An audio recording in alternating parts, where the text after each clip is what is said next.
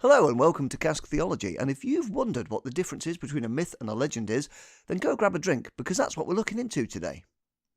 So, where to start then? Well, first off, both myths and legends are part of that big old cultural thing called folklore that we talked about last time.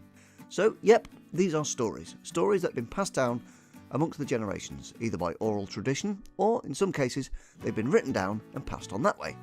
Have you got your drink yet? Yes? Good. Right, let's start off with myth. Myths are stories that contain some sort of supernatural element. So that would be a deity, or a kind of supernatural being, or a creature, or a person with some sort of crazy supernatural ability. These stories might take place in a real-world location, but for the most part, a myth will have that magical slant to it and will often take place in a setting that can't be confirmed, such as, say, the beginning of time. Often, myths are used to tell some sort of moral lesson or explain why things are the way they are, or how things come to be, such as, say, the world, or the origins of a particular people group. Myths, then, are often some sort of creation story. Let's go for an obvious example, and, danger, theology ahead. So, some academic biblical scholars will refer to the account of creation we see in the book of Genesis as a creation myth. This is because it has all the hallmarks of one. Number 1, it takes place in a location we can't verify. Number 2, its main character is a deity, that is, the deity. Number 3, it has talking creatures and spiritual beings in it. And number 4, it explains the human condition using this framework. We humans aren't great, and the world is the way it is because of a certain fruit-based incident in our ancient past. Now, those denominations that take a more literal stance on Scripture will obviously not see it this way, but the more liberal thinkers will still see the value in the story. That is, mankind often makes missteps because we rebel against God. So let's nip over to ancient Greece for a bit, the guys who gave us the word myth anyway, for another example. The ancient Greek account of creation is absolutely chock full of gods and spiritual beings. We've got the gods themselves, the titans before them, and the struggles that led the gods to become the ones who ruled over humanity. There are loads of these creation stories all around the world. I'll leave a link in the description if you want to have a look at some of them, and of course, it would be remiss of me to mention that there is actually a guy on YouTube for that. Here's his channel. So what about legends then?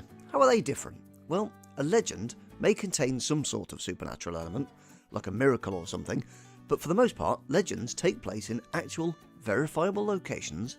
They'll mention historical events or people, and they're more grounded tales about people rather than cosmological stuff. Legend, of course, is part of folklore, but unlike myths, which are generally religious in nature, legends are often not overtly religious.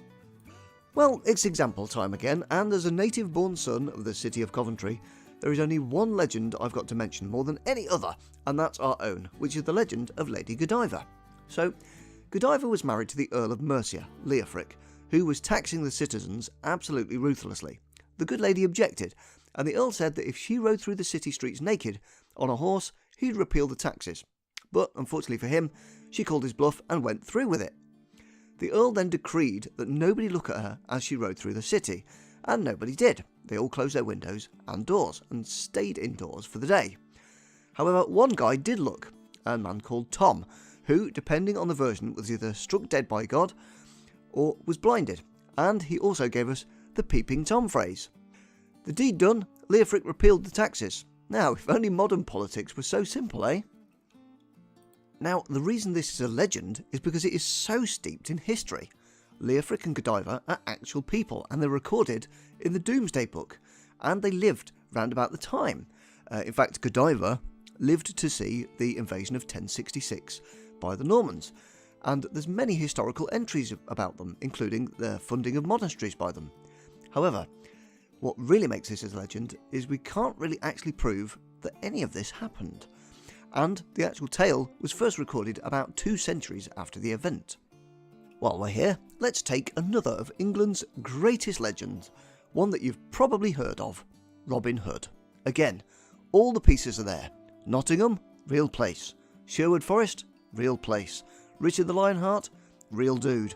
All real places and people. However, there's lots and lots of varying retellings of this story, and they all surfaced centuries after the actual events, but all the main bits are there. Well, there you have it. That's the differences between myth and legends. How does this relate to theology, though? Well, it relates to it when it comes to literary criticism of the scriptures, which aim to recognise styles and patterns in ancient texts, such as which bits are poetry, which bits are prose. And literary criticism is a topic for another day, though, but this stuff is important because you can actually recognise myths and legends in scripture when you know the difference between them. Anyway, as always, thanks for watching. I'll pop links in the description if you want to read up on any more of this stuff, or if you want to learn more about theology or beer, consider hitting subscribe or something. Until next time though, go grab a drink and keep asking questions.